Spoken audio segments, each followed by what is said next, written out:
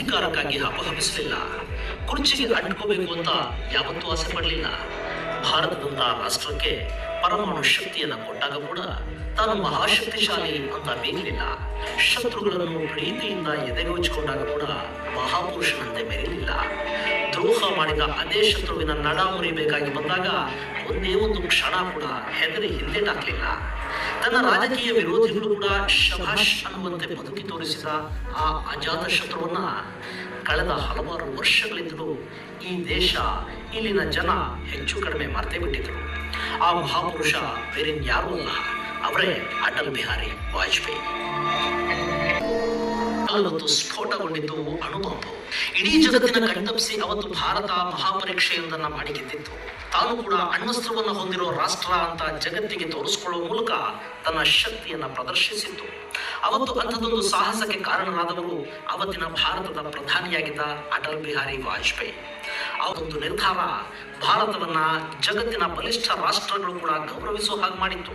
ಆ ಸ್ಫೋಟ ಒಂದೇ ಅಲ್ಲ, ಆ ನಂತರ ಅಮೆರಿಕದ ದಿಗ್ಬಂಧನವನ್ನ, ರಷ್ಯಾದ ಅಸಹನೆಯನ್ನ, ಚೀನಾದ ಕುಯುಕ್ತಿಗಳನ್ನ ಪ್ರಧಾನಿಯಾಗಿ ಅಟಲ್ಜಿ ಸಂಭಾಳಿಸಿದ ರೀತಿ ಇದೆಯಲ್ಲ, ಅದೇ ಅವರ ಬಗ್ಗೆ ಇಡೀ ಜಗತ್ತು ಮೆಚ್ಚುಗೆಯಿಂದ ನೋಡೋ ಹಾಗೆ ಮಾಡಿತ್ತು.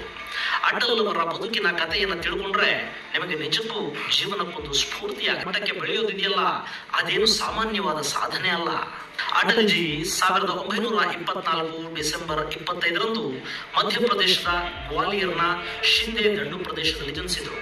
ಇವರ ತಂದೆ ಕೃಷ್ಣ ಬಿಹಾರಿ ವಾಜಪೇಯಿ, ತಾಯಿ ಕೃಷ್ಣಾದೇವಿ. ತಂದೆ ಸರ್ಕಾರಿ ಶಾಲೆಯ ಬಡಮೇಷ್ಟ್ರು. ಮಗನ ಬಗ್ಗೆ ತುಂಬಾನೇ ಮಹದಾಸೆಗಳನ್ನ ಇಟ್ಕೊಂಡಿದ್ದ ಕೃಷ್ಣ ಬಿಹಾರಿ ಬಹಳ ಯೋಚಿಸಿ ಮಗುವಿಗೆ ನಾಮಕರಣ ಮಾಡಿದ್ದು ಅಟಲ್ ಬಿಹಾರಿ ಅಂತ. ಅಟಲ್ ಅಂದ್ರೆ ಗಟ್ಟಿಗ, ಕಾರ್ಯಸಾಧಕ. ಬಿಹಾರಿ ಅಂದ್ರೆ ವಿಚಾರವಂತ ಅಂತ ಅರ್ಥ. ಮುಂದೆ ಅಟಲ್ಜಿ ಹೆಸರಿಗೆ ತಕ್ಕ ಹಾಗೆ ನಿಜವಾಗೂ ಒಬ್ಬ ಮಹಾನ್ ಗಟ್ಟಿಗನಾಗಿ ವಿಚಾರಶೀಲ ವ್ಯಕ್ತಿಯಾಗಿ ಬೆಳೆದು ನಿಂತರು.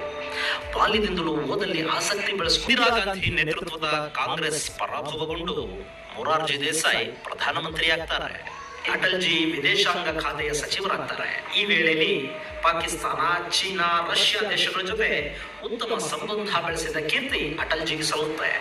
ವಿದೇಶಾಂಗ ಮಂತ್ರಿಯಾಗಿ ವಾಷಿಂಗ್ಟನ್ನಲ್ಲಿ ನಡೆದ ವಿಶ್ವಸಂಸ್ಥೆಯ ಜನರಲ್ ಅಸೆಂಬ್ಲಿ ಕೂಡ ಆಗ್ತಾರೆ. 1984ರಲ್ಲಿ ನಡೆದ ಚುನಾವಣೆಯಲ್ಲಿ ಸೋಲುಣ್ಣಬೇಕಾಯ್ತಾದರೂ ಮುಂದೆ ಲಕ್ನೋ ಕ್ಷೇತ್ರದಲ್ಲಿ ಸ್ಪರ್ಧಿಸಿ 1991, 96, 98ರಲ್ಲಿ ಸತತವಾಗಿ ಅದೇ ಯುದ್ಧದ ವಿಜಯಕ್ಕೆ ಶುದ್ಧ, ಸ್ವಚ್ಛ, ಮಧುರ ಹಾಗೂ ಕಾವ್ಯಮಯ ಅಟಲ್ಜಿಯವರ ವಾಕ್ಚಾತುರ್ಯ ಕಂಡು ಪಂಡಿತ್ ನೆಹರು ಕೂಡ ಬೆರಗಾಗಿದ್ರಂತೆ. ಅವತ್ತಿಗೆ ನೆಹರು ಅಟಲ್ಜಿಯವರನ್ನ ಉದಯೋನ್ಮುಖ ರಾಜಕಾರಣಿ ಅಂತಲೇ ವಿದೇಶಿ ಗಣ್ಯರಿಗೆ ಪರಿಚಯ ಮಾಡಿಕೊಡ್ತಿದ್ರಂತೆ. 1994ರಲ್ಲಿ ಅಟಲ್ಜಿಯವರಿಗೆ ಸರ್ವಶ್ರೇಷ್ಠ ಸಂಸದೀಯ ಪಟು ಪ್ರಶಸ್ತಿ ನೀಡಿ ಗೌರವಿಸಲಾಯಿತು. ಅಟಲ್ ಅವರ ವ್ಯಕ್ತಿತ್ವಕ್ಕೊಂದು ಚಿಕ್ಕ ಉದಾಹರಣೆ ಕೊಡ್ತೀನಿ ಕೇಳಿ.